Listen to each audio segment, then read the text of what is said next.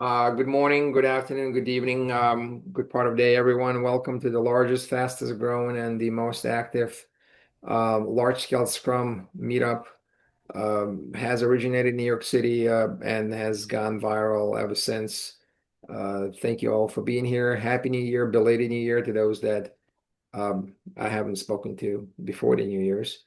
Today we have a special guest, and I would like to give her all of the um, deserved applaud. Her name is Celeste Rose. She's the director of product design with 12 years of experience at Vimeo. And you may know the company because it's just known, very well known for the stuff that it does for videos and other animation stuff. Rose has led design strategy at Vimeo, as well as execution and team growth across viewer publishing, analytics, OTT, and collaboration tools. She's known for building high-performing teams, delivering intuitive product experiences used by millions of people. In fact, I'm one of Vimeo users, probably have used her product too, and translating user insights into measurable business results. Celeste is recognized for balancing strategic foresight with hands-on leadership, fostering alignment across product, engineering, and design, and driving outcomes that impact engagement, retention, and ARR growth. So without any further ado, I would like to pass the baton over to Celeste. I kindly ask everyone, keep your mics off unless you need to ask a question, which you'll have plenty of time in the end, and keep your cameras on if you can. This will give more energy to Celeste and also will make this more into a live event. And Celeste will share her screen in a second. Yes, let me share. Thank you for that intro, Jean. How many people are joining this because of Vimeo was the subject? Just curious. Or just an interesting topic? Cool. All right, so as Jean said, hold on, let me just organize my screens for 1 second. Do. All right. Everyone sees me at the bottom corner of the slides. All right. That's the goal. My slides are bare for by choice. I kind of just wanted to be the one talking and have the slides help move forward. So as Jean said, I am a director of product design at Vimeo. Vimeo builds video tools for creators and businesses. And I've spent, as Jean said, over a decade designing and leading the products at scale. So I also just want to start by setting expectations. I'm not here as an expert. I don't have a framework or a formula. I'm here just as someone who's lived through a lot of change, made mistakes, learned in real time, and has kept going. I don't have anything to share like that you would screenshot or send to you after that you would reference. Jean just thought that maybe my experience would resonate with some of you, and I hope that in sharing it, there's one or two things you could take away with you, something that makes your day-to-day work, like, or the way you lead a little clearer or more human. And on another note, I think my 12 years really helped me ground myself in kind of becoming the leader who I am. I haven't had to, I didn't jump around, which is kind of a strange thing in this industry, to other places because I felt like I was always learning and experiencing. And I'll get into that a little bit more as we present here. So when I joined Vimeo in 2013, it looked like this. The company was really, really small. It was around 50 to 60 people. I think I was employee 50 something. Everyone was in their 20s or early 30s. All hands meetings happened like gathered around our desks, literally over by the bathrooms, and everyone heard the same information at the same time. One of our largest teams at the time was our community team. And these were the people that were really engaging with directly with our creators, watching videos, leaving comments, and doing staff picks. This was a big team. I'm sure most of you have felt like Vimeo is known as like the hipster YouTube, and it was back then. And I'm so sure people say that still now, but it has evolved, and you'll get a little taste of that with this. I was designing, writing, building, and sending out the newsletter just by one button 12 years ago to a bajillion people, and designing things like house ads. If you think back to that time, product design wasn't really a discipline yet, and it was really just getting its start. It was super scrappy, but it taught me what made Vimeo feel really human. Transparency back then wasn't a strategy, it was just how things worked. So when you stay somewhere for 12 years, it's a really long time every time I say it, you don't just watch a company change, you really grow up alongside it. And Vimeo changed a lot. I don't know if you're a user of Vimeo, but it has changed a ton. Over the years, it went through more evolutions than most companies, I think, will in their lifetime in a much shorter amount of time. And I see some familiar faces in here that can probably agree with that. We explored entirely new businesses. We moved into live streaming. We acquired companies. We shifted way deeper into SaaS. We reorganized teams and reorganized teams and reorganized teams. And we went public, always bringing in new leaders. And the point of that was each leader had their own priorities and visions, which was great, but at times was made things really difficult. And I'm not really a complaint, it was just the reality of what was going on. Some of these changes were super energizing, some were confusing, some were necessary, and some were really hard to understand in the moment. But as the company evolved, my role evolved as well. And when I started, as I said, I was pretty hands-on designer. And back then, designers were you designed, you coded, and you pushed right out to the site. Kind of where we're going back to right now, I'm seeing with AI. But I was kind of the last designer that was hired in that sense. I could see my work go out into the world immediately. But over time, I moved into people management for the first time. And it shifted how I saw everything. But everything change still was happening around me. Becoming a people manager really gave me a perspective I didn't have before. At scale in larger organizations, people can easily turn into abstractions. And I'm sure some of you felt this at some point. Your name in a spreadsheet, your headcount number, your performance ratings. And I saw this starting to happen at Vimeo as we continued to grow larger and larger. And suddenly, I wasn't responsible for just the output of the design. I was responsible for the people that were doing the work. And I realized that a huge part of leadership was bridging that gap and translating the systems, goals, and decisions back into something really human. Making sure that the people on my team didn't feel like they were just moving through a machine. And around that same time, my life outside of work was changing too. I had both my children while working at Vimeo, and that experience changed how I thought about time and energy and what people brought to them with work every day. I don't share this to make this about a point about parenthood, and how hard that could be. I just share it because leadership really doesn't happen in a vacuum. I mean, nothing happens in a vacuum. And it made me so much more aware that everyone on my team was carrying something too, whether I could see it or not. So becoming a people manager and becoming a parent happened around the same time. And together, these two things really shaped how I led. I became less focused on reacting quickly and more focused on responding thoughtfully. Could try that with a toddler sometime. Less focused on solving things in the moment and more focused on protecting the people inside systems that weren't always necessarily designed with them in mind. And this shift really changed how I showed up every single day. It made empathy a leadership skill and not just a personality trait. It made transparency feel essential, especially when things were super unclear. And it pushed me to think about sustainability and not just your output.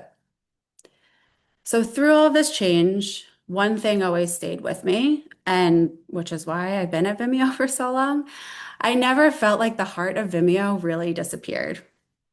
Even when the product felt complicated, the strategy shifted, I still felt that original connection to the creators underneath it all.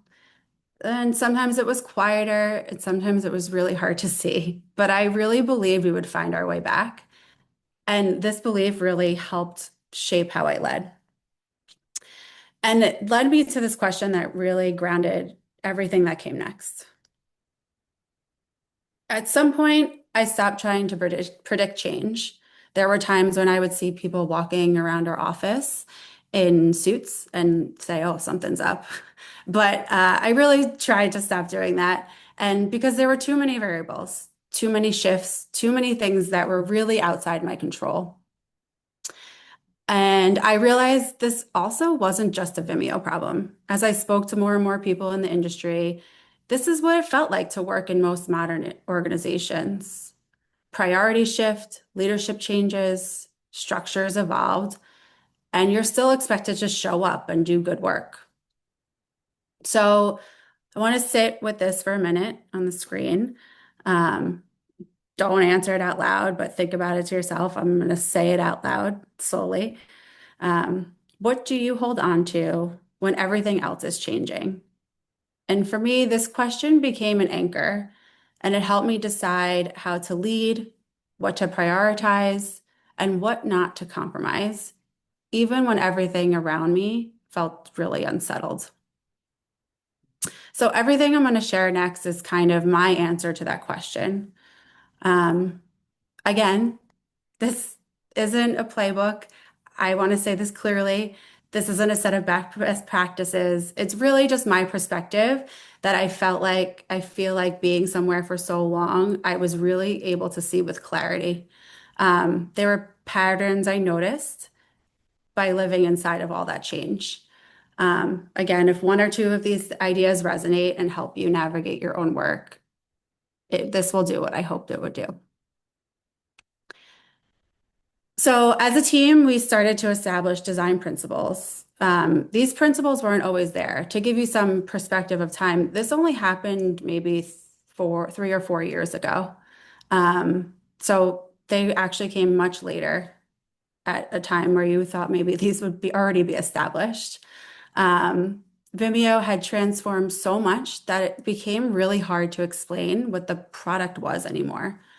We had expanded into new spaces, added a lot of complexity, and grown in ways that made sense individually, but felt super fragmented together.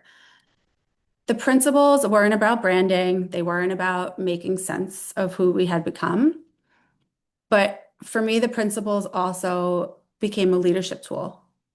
They gave everyone a shared language when alignment was hard. They help teams make decisions without waiting for permission. And just as importantly, they gave us permission to slow down. Instead of solving things immediately, we could ask, is this human? Is this usable? Is this a delightful experience? And are we being held accountable for what we're putting out there in the world? Principles helped us avoid solving the wrong problem too quickly. Principles also made decision making much more transparent. So even when people didn't agree on a decision, they could understand how we kind of got there. And that really matters, especially during change. When people understand why something is happening, they don't need certainty, they just need context. And that idea, slowing down, creating clarity without forcing answers, leads me into my next lesson.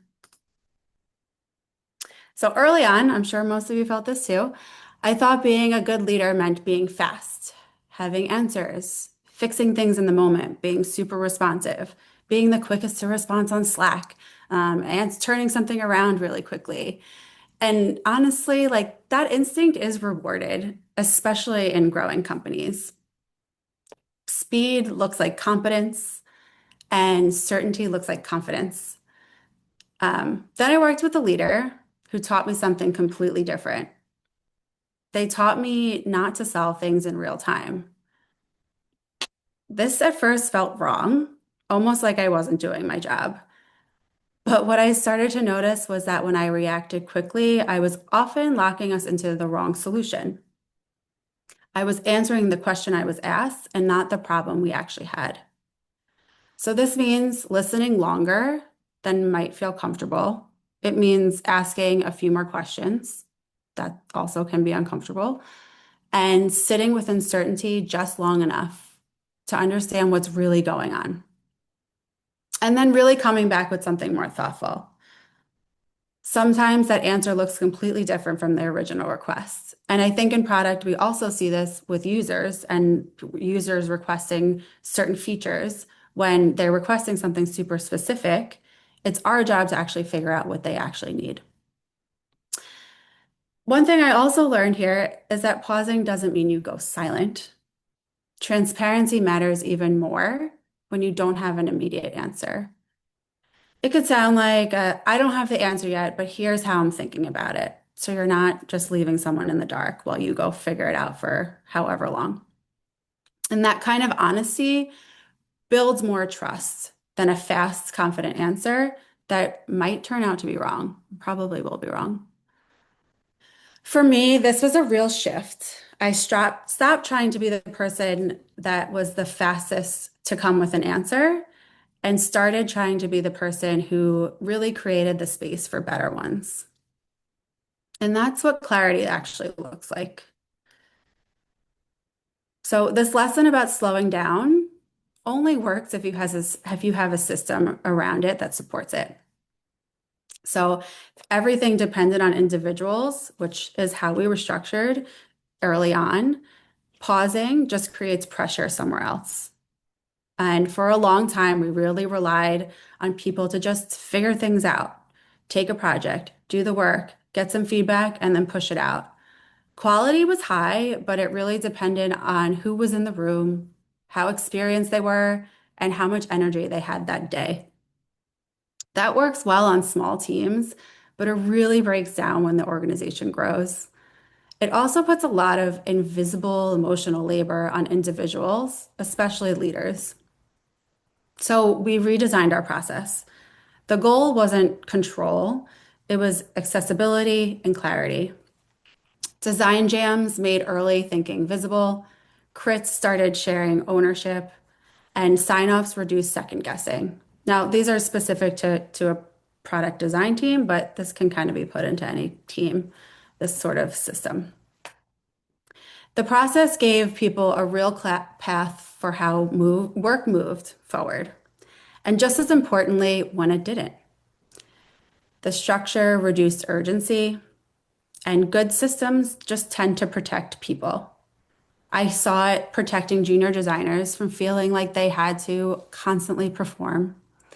It protected senior designers from being the bottleneck, which happens all the time. And they protect leaders from having to react to everything in the moment and in real time because they have these areas and checkpoints that they could read into. And truly, the systems make space for better thinking. Another thing they did was increase transparency, which I said before. If you didn't understand, if you didn't necessarily agree with the decision, you knew how you got there. It lets people focus their energy on the work instead of trying to like decode the process. Once the system supported thoughtful decision making, it became easier to lead with empathy and really gave me personally that space to lead with empathy because urgency wasn't the default. So obviously, I'm sure everyone's felt this. I need this ASAP. I need this tomorrow. Urgency shows up very easily in a growing organization. When priorities are shifting, teams are stretched. When expectations are high, urgency becomes the language that everyone speaks and everyone really understands. Everything feels important. Everything feels immediate. The problem isn't urgency itself. It's when urgency becomes the only mode. Because when everything is urgent, everyone stops thinking clearly. They stop asking questions, and then they stop feeling safe enough to slow down. And then that's when burnout starts to creep in. And this is something I saw kind of go in waves throughout the years when the work is meaningful. Empathy doesn't naturally rise to the top in these moments. It's not an easy thing. You have to be super intentional. And it looks like asking, what's reasonable right now? It looks like giving context instead of pressure. And sometimes it's like saying, this matters, but not at the cost of the people doing the work. And this is where the systems really matter. When structure reduces urgency, leaders have space to lead with empathy. Transparency replaces guessing, and people know what's expected when decisions are made and how their work fits into the bigger picture. And the clarity creates trust. Empathy isn't about being soft at all. I think that's a common misconception. It's about being intentional with your impact, with the impact your decisions have on people. And then that brings me to something that became very clear to me as a manager. I'm sure you've felt this before too. As organizations grow, and I kind of alluded to this earlier, systems become necessary. Planning, headcount models, roadmaps, performance cycles, all of that matters, but there's a risk that comes with scale. And people can really start feeling like inputs, rows in a spreadsheet, headcount numbers, capacity, ratings. And then once people feel like that, trust starts to erode, even if no one's intending it to. No one's intending to do that. Becoming a manager made this very real for me. I realized that my job wasn't just to represent the system to my team, but it was to translate it for them, to add the context, to explain trade-offs, to acknowledge impact, and sometimes to absorb the pressure so it didn't all roll downhill. Leadership is where abstraction meets the reality. You're constantly holding plans, priorities, and constraints while also holding people's energy, motivation, and trust. When leaders forget that human side, systems really start to feel cold. But when leaders ignore the systems entirely, everything falls apart. So the work is really in that balance. And for me, recognizing that balance really changed how I led my teams. It pushed me to think less about the efficiency in the moment and more about sustainability over time. And trust me, answering things in real time is like a dopamine hit. It feels really good to be able to respond. But when you're creating the sustainability over time, that starts to feel even better. So these aren't rules. They're not things I get right all the time. They're just the patterns I noticed and things that made leadership feel more sustainable and more human. So the first one is learning to pause before responding and maybe slowing down in my presentation, but it feels like I'm talking fast, so maybe not. So not because problems aren't important, but because reacting too quickly often means reacting to the wrong thing. And that pause creates space for better questions, better framing, and better outcomes. The second is learning how to translate systems into human language. People don't experience a roadmap or org charts. They experience the uncertainty and the pressure and the change. Leadership is often about helping people understand what's happening and what it actually is going to mean for them. Another big shift for me was embracing transparency. This was a tough one to learn, especially when things were unclear. It turns out people don't need perfect certainty. They just need honesty, context, and to feel included in the process. Saying, I don't know yet, builds more trust than pretending you do. And for me, this one was a really hard one because you don't want to not know things. But understanding that that is where you are creating trust is more meaningful than anything. And then finally, designing for sustainability instead of speed. So fast decisions feel good in the moment, like I said, but sustainable decisions are what allows teams to keep going without burning out or losing that trust. That mindset changed how I thought about success.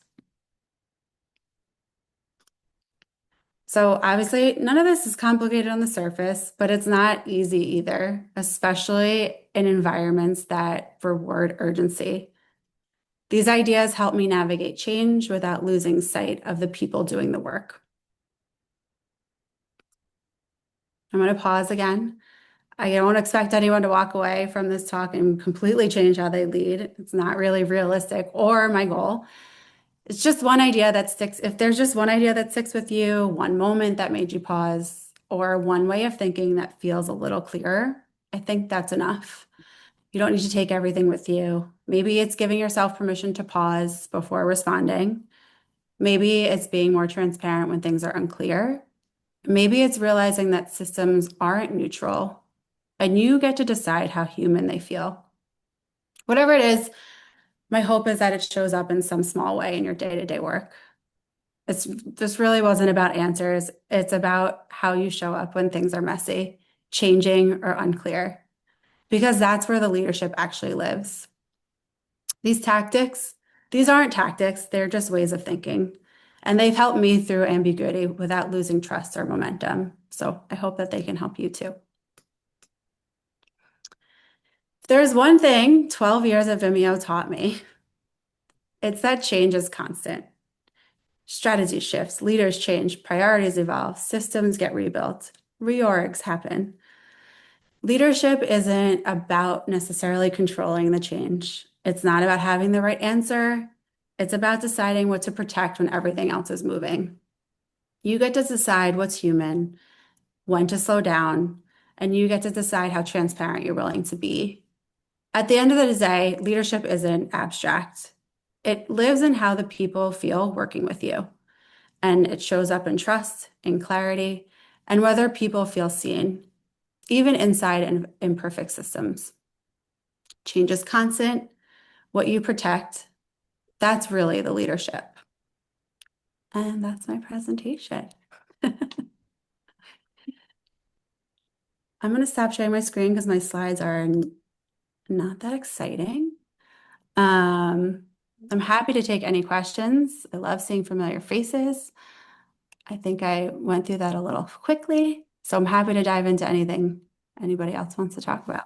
Just want to say something real quick. Celeste, thank you so much for your humble and wholehearted and honest, you know, talk. It didn't sound like anything like just personal story, and that's great. Folks, I would like to open up for any questions you may have or comments. We have plenty of time before the hour runs out. We can use as much of it as we need. So just shoot from the hip. Caesar, I see your hand raised already, so why don't you go first? Sure. Just Celeste, you if you don't mentioned, mind, speak up a little because I think your voice was a little muffled. Yeah, just can you hear me better now? 100 times better. 100. Okay, good. Celeste, you mentioned in the beginning of your presentation that one of the things that you need to do in your job is, I don't know if I get it correctly, but somewhere around translating technical issues into human language. I would like to know if you have some technique for that, such as systems thinking or something like that. Yeah, I think it's more about just bridging the gap between the name on the spreadsheet and what that person has impact on. And really making that an understandable for the person who you're responsible for. And not managing up either, but really just pulling their name out of the spreadsheet. And I think mostly is describing their impact on what their work is doing. Does that answer your question? Thank you for that. Yeah. Yes, it does. Thank you very much. Yeah. Anyone else?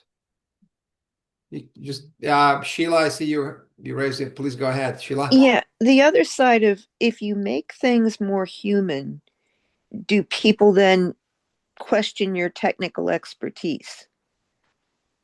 Technical expertise meaning.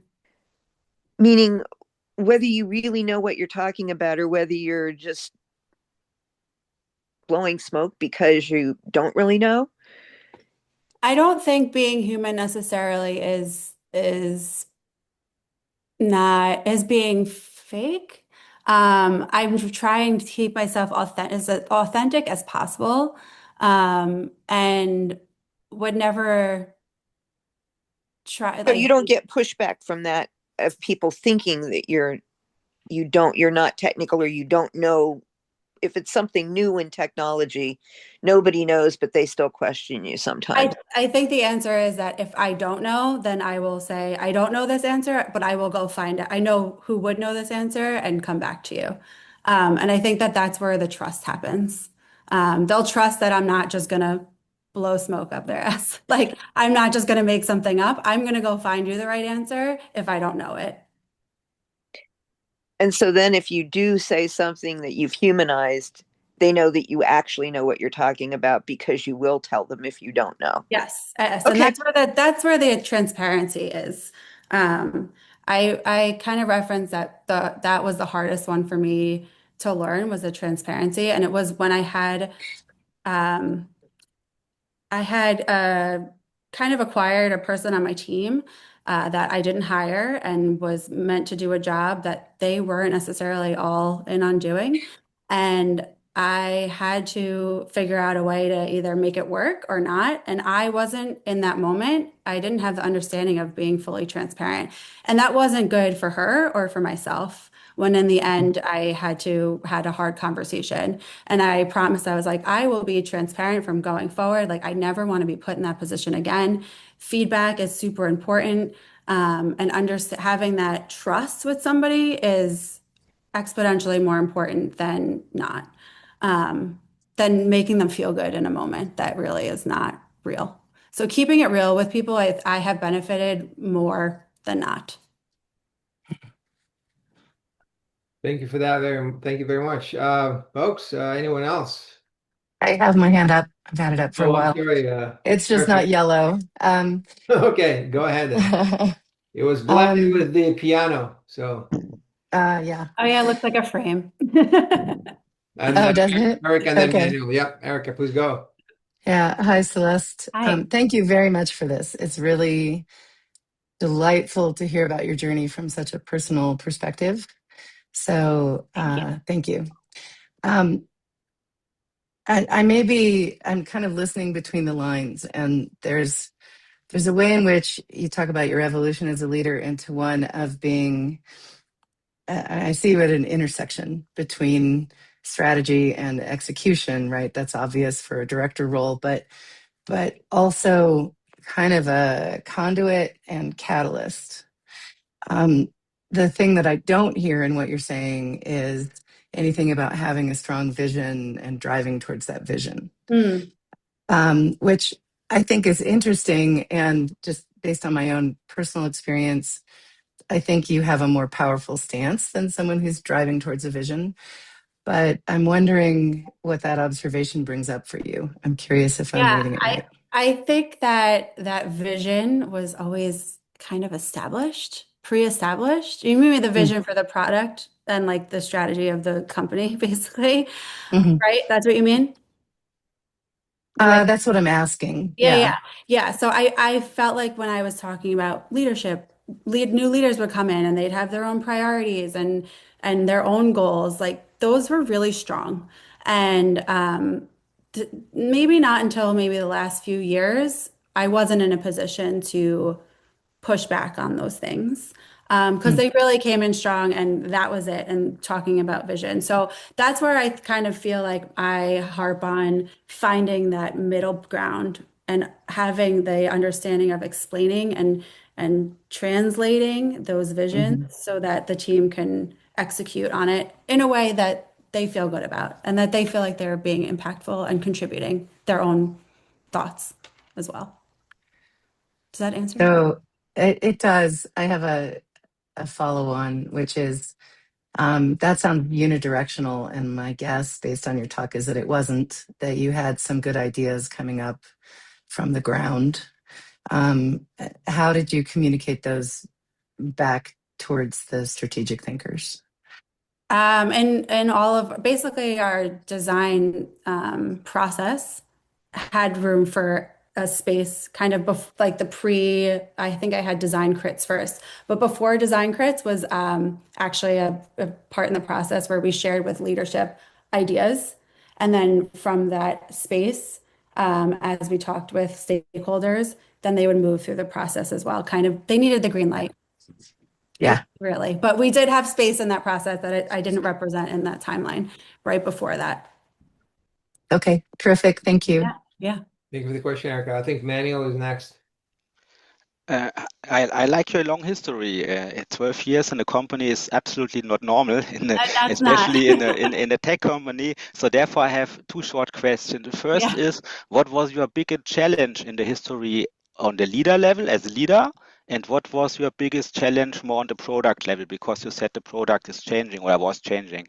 Yeah, I think the easier answer is the product, because in the early days, or not the early days, maybe my midpoint, year six, maybe, we really were encouraged to build and launch like MVPs.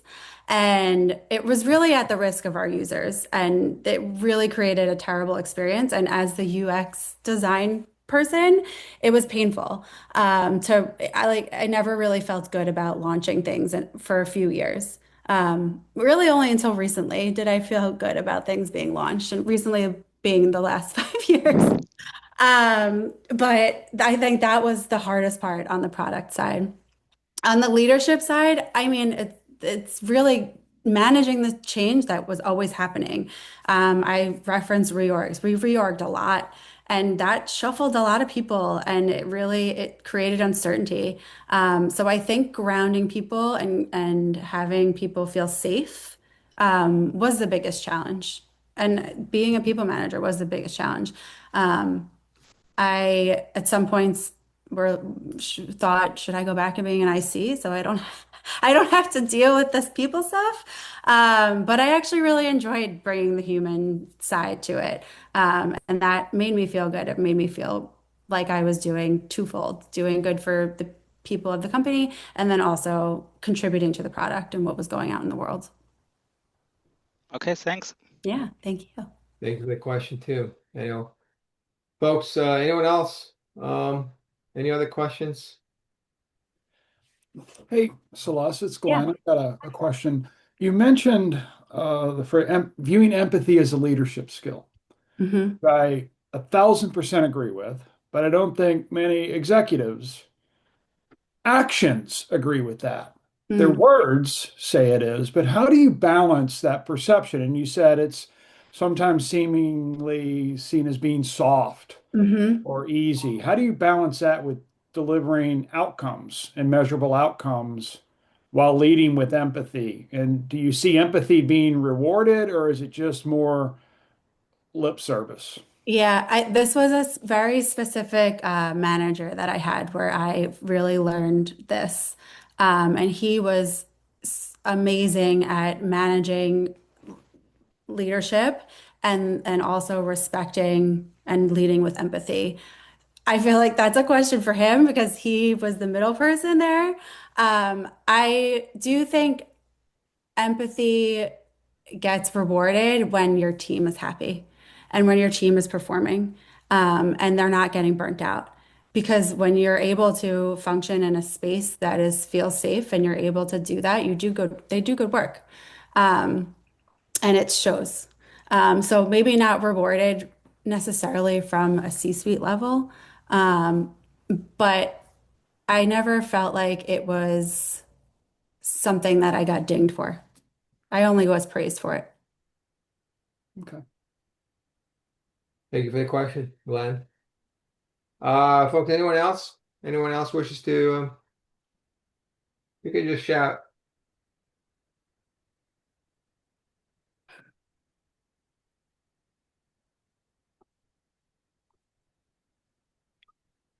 Um, let's see. So we got, you know, a few extra minutes to say the least before we need to wrap. So, any other comments, any other questions that you may wish to raise with Celeste?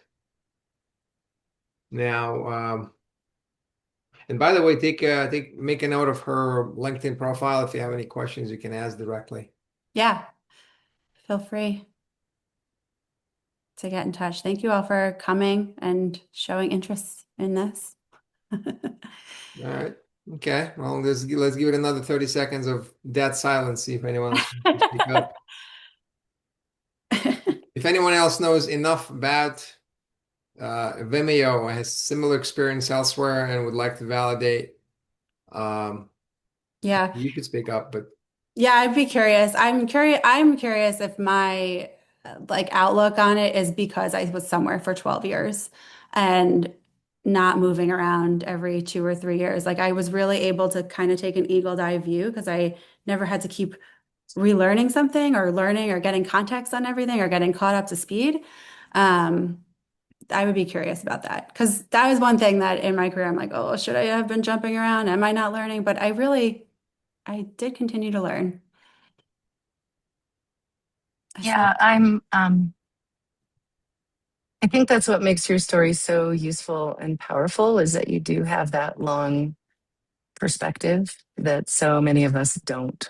And I think just based on my experience of being an independent coach and a consultant and bouncing around from thing to thing, and also um, being able to gain trust with people and hearing a lot of their stories that I have empathy for, but I'm not in a position to actually build a system around to take them through it like you have been. mm, I think what you're talking about is a lot of what's missing in modern business practices, where a lot of people are moving quickly and fast.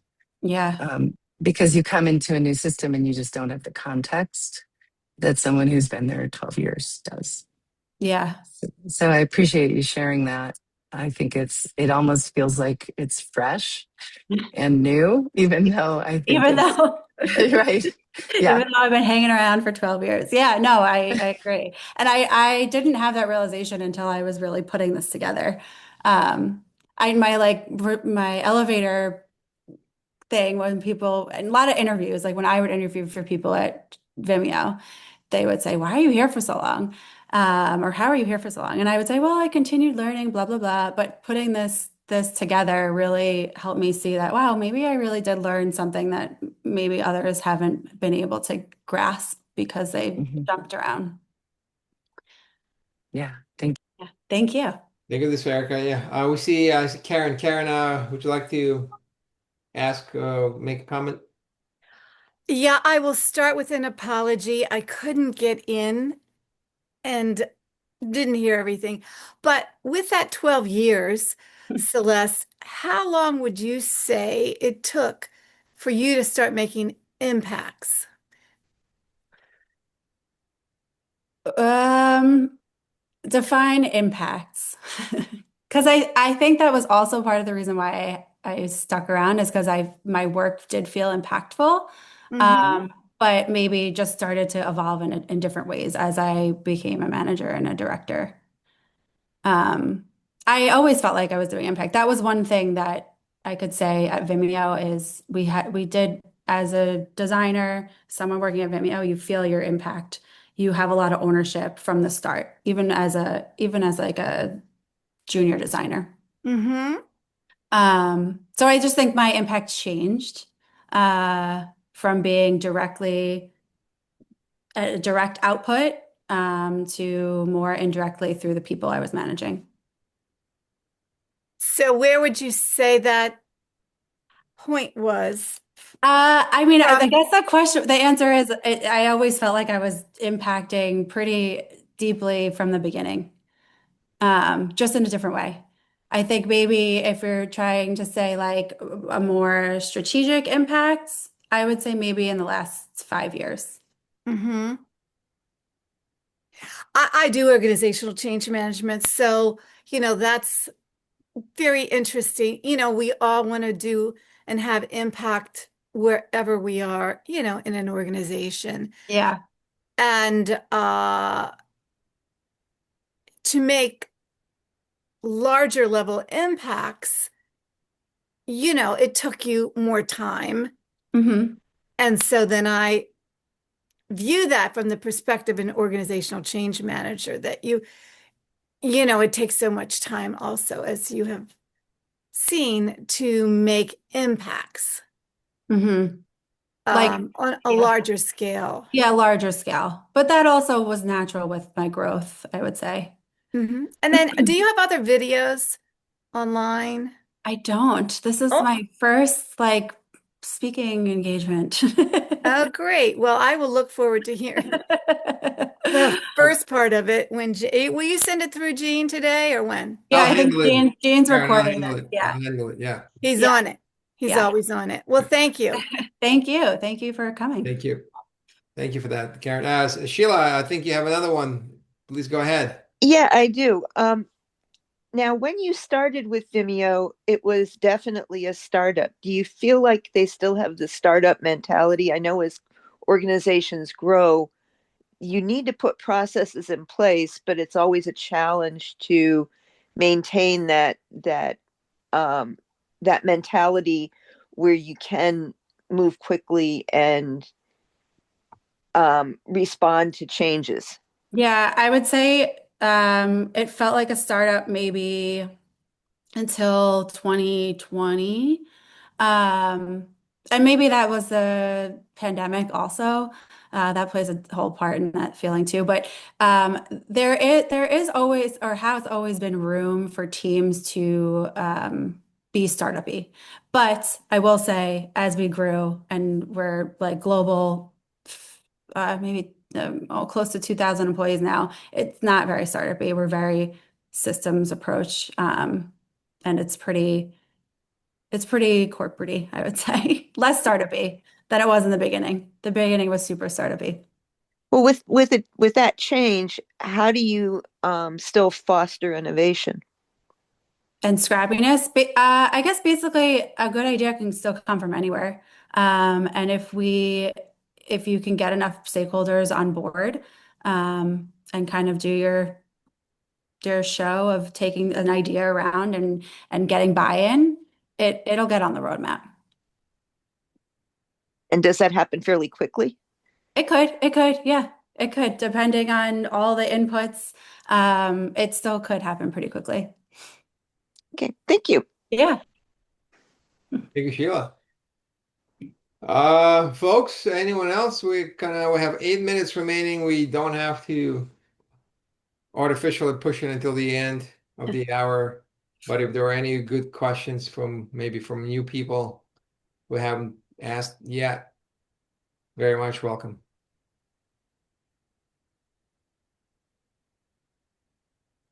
Okay, I will give the customary 15, 20 seconds of silence. We'll see what happens.